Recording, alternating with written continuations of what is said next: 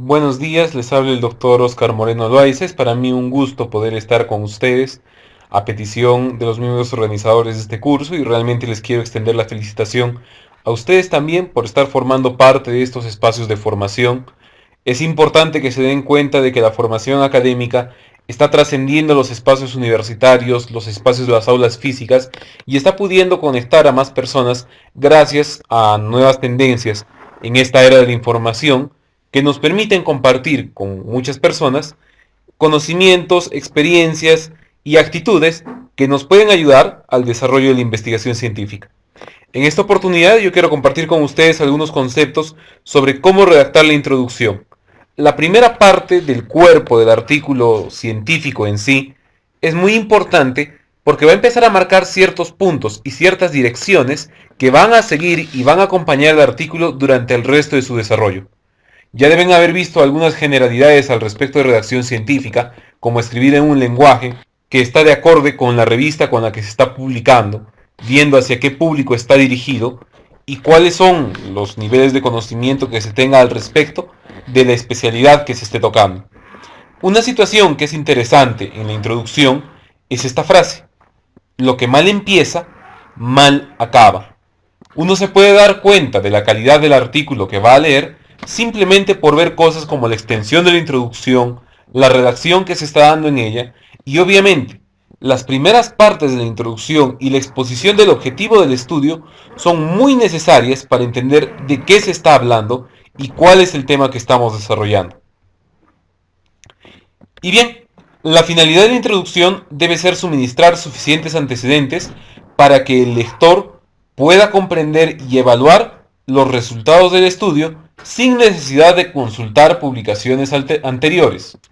Basta con darle un pequeño vistazo a la introducción y la información que allí está debe de ser posible para mí entender todo lo que va a seguir en el artículo. Debe manifestar, además, de forma breve y clara, el propósito de escribir el artículo, porque es interesante leer el mismo, porque es relevante que esté publicado y para qué me van a servir estos datos, para qué me va a servir a mí la conclusión a la cual este artículo está llegando. Es muy importante que siga una estructura más o menos general que nos permita ir de lo general a lo específico, ir comprendiendo poco a poco el porqué. Hay un concepto que me encanta sobre lo que es la palabra definir. Y decía que definir es simplemente delimitar. Ir yendo cada vez más de un concepto general a situaciones cada vez más específicas que nos orienten y nos guíen a qué estamos refiriéndonos exactamente. Y en el camino me den las herramientas suficientes para que yo pueda entender todo el transcurso del artículo. Algunas recomendaciones en cuanto a la redacción de la introducción.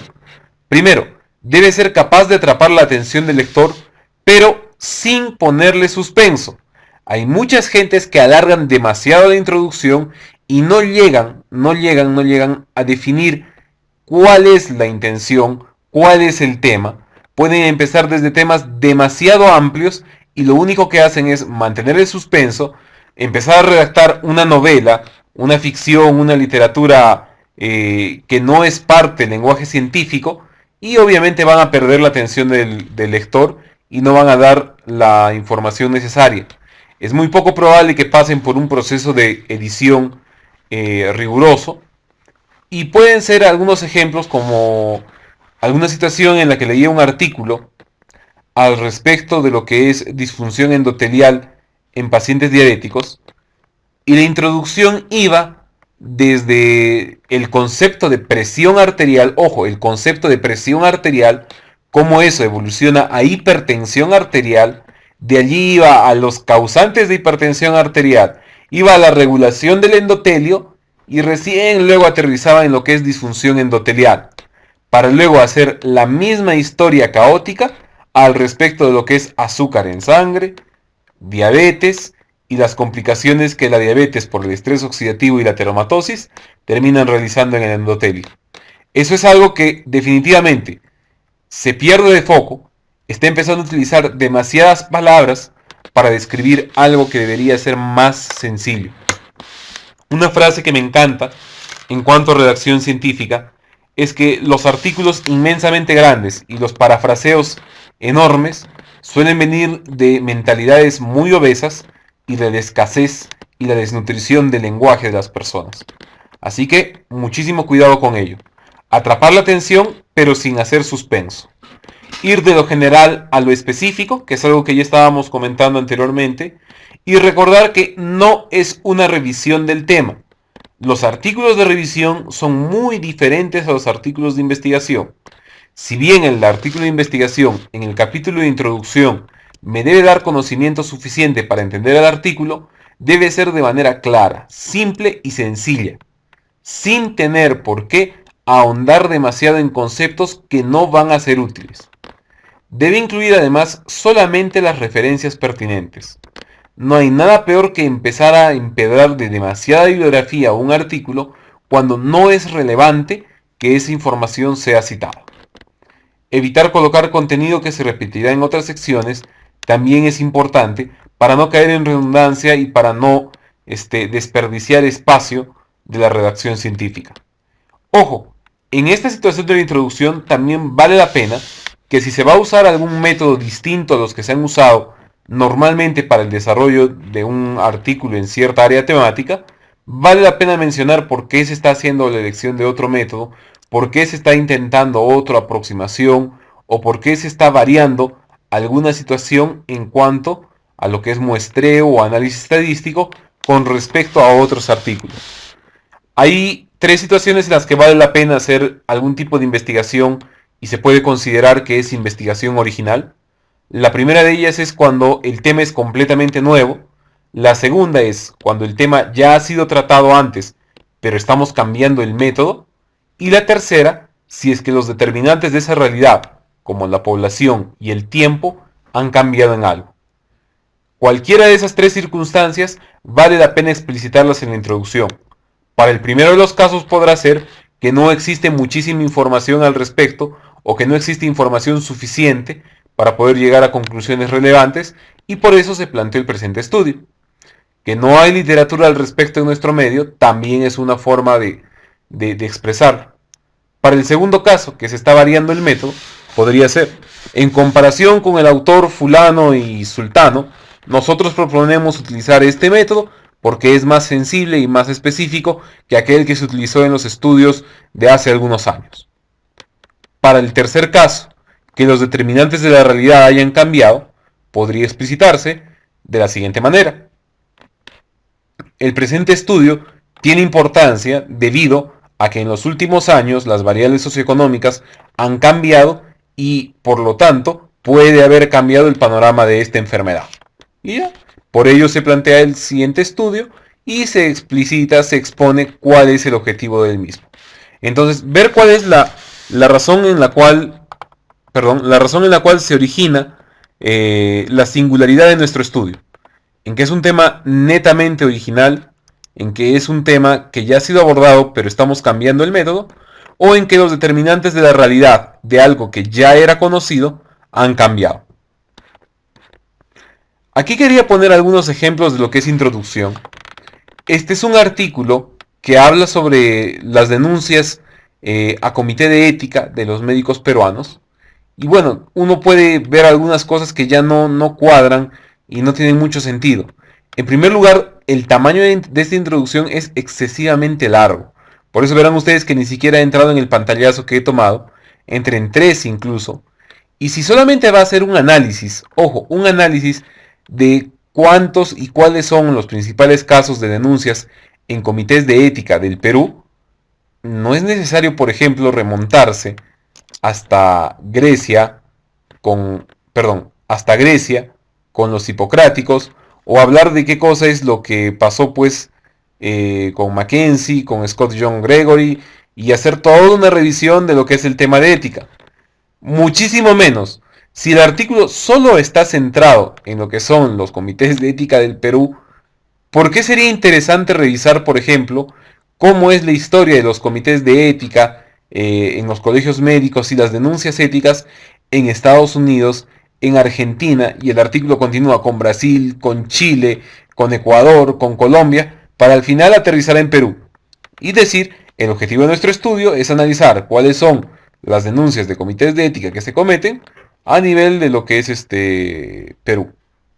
Bueno, realmente esta introducción es demasiado densa, contiene mucha información que, si bien podría ser relevante, no es necesaria para este artículo y no es necesaria en esta publicación, así que muchísimo cuidado con ello.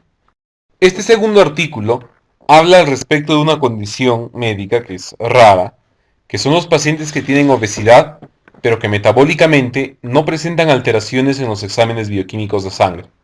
A ellos este artículo los menciona como obesos metabólicamente normales. Bien, en este artículo se cometen algunos errores, no tan graves como en el artículo anterior, pero de todos modos la redacción del mismo podría estar o podría ser de una mejor manera. El primer párrafo, a mi parecer, no debería estar incluido en la redacción de este artículo, debido a que no aporta ninguna información que aclare, especifique o defina en algo este estudio. Hablar de los procesos que se están dando a nivel global y los cambios, tanto positivos como negativos, es lenguaje demasiado redundante. Pudo haber sido resumido en la globalización ha traído cambios consigo o la globalización ha producido ciertos cambios, pero no tiene sentido mencionarlo, como tampoco tiene sentido mencionar la siguiente frase, que es que estos cambios han sido la mejora en la tasa global de fecundidad, la expectativa de vida, puesto que de eso no se trata este estudio. Y bueno, hablar de cánceres, de diabetes mellitus y de otras condiciones que podrían estar ciertamente relacionadas a esto, no nos centra directamente en el propósito de este artículo. Diferente hubiera sido si este artículo iniciara en el segundo párrafo, en el cual se habla directamente de que el tema del que vamos a estar tratando es la obesidad y que es un problema de salud pública porque un buen número de pacientes, más de 300 millones a nivel mundial, sufren de esta enfermedad. Otro error que me parece que tiene este artículo es que en el último párrafo, que es donde va a explicitar el objetivo del estudio, hace uso de demasiadas palabras, de demasiadas tecnicismos y algunas cosas podrían haber sido mencionadas de mejor manera en la sección material y métodos sin necesidad de que estuvieran en la parte de la introducción o del objetivo del estudio. Se pudieron mencionar mejor en la parte de criterios de elegibilidad y no darle tanta vuelta en la parte de introducción. Aquí, sin embargo, hay un ejemplo de una introducción muy bien redactada al respecto de lo que es la enfermedad de arañazo de gato. Y vean ustedes que empieza de una forma general. La enfermedad por arañazo de gato es una zoonosis ocasionada por su agente causal como es Bartonella genslae. Empieza a describirla y luego de ello empieza a decir cuáles son las dificultades al respecto de la misma, que no existen pruebas pues que sean muy adecuadas para ello y que existen pocos reportes de esta enfermedad en el Perú y que son muy pocamente relacionados con lo que es fiebre de origen desconocido. Por lo tanto, ellos plantean su objetivo de estudio, el cual queda muy bien definido, muy bien delimitado, en pocas palabras, e incluso ya se ha hablado un poco de lo que es el método de estudio, hablando de las formas de detectar esta bacteria. Esas son formas en las que uno puede afrontar la introducción y la mejor forma de aprender cómo hacer una introducción es, en primer lugar, leyendo bastantes artículos de investigación. Y vean ustedes, según el nivel de indización, cómo va cambiando las exigencias de las revistas en cuanto a la redacción. Algunas de ellas obviamente no son tan exigentes con la redacción y las introducciones pueden ser un poco largas, obesas, copiosas, con un lenguaje no tan adecuado. Y en otros casos sí. Por ello, ustedes deben de ir viendo cómo es que se hacen diferentes redacciones y posteriormente ustedes mismos empezar a ejercitarse, ensayar, ver qué es lo que pueden hacer para mejorar su redacción de la introducción, solicitar la opinión de alguno de sus compañeros, de algún colega o de alguna persona que tenga experiencia en redacción científica para que les pueda dar una apreciación de si lo que están haciendo está bien o no está bien. Y poco a poco van a ver ustedes que van a mejorar sus habilidades en esto. No es una cuestión que uno nace sabiendo, no es algo que se desarrolle tampoco de la noche a la mañana. Creo que muchísimas personas el día de hoy nos encontramos en el proceso de aprender cómo redactar de manera adecuada y en el camino estamos viendo ciertas cosas que funcionan y otras que no. Así que hasta aquí lo que yo quería compartir con ustedes. Es un capítulo muy breve, la cuestión de introducción. Tiene más que ver el artículo de investigación con otros temas. Pero si han entendido que tenemos que ir de lo general a lo específico, en una manera clara, sencilla, concisa, con muy pocas palabras, y explicitar por qué es importante nuestro estudio, eso es suficiente. Hasta allí valió suficientemente la pena. Ahora, lo interesante y lo necesario es que pongan manos a la obra y se pongan a hacer lo que sea necesario hacer para que vuestras publicaciones científicas salgan en los próximos números de alguna revista de circulación local o de circulación internacional. Les deseo muchísimos éxitos con este curso y con su vida profesional. Conmigo será hasta otra ocasión. Muchísimas gracias.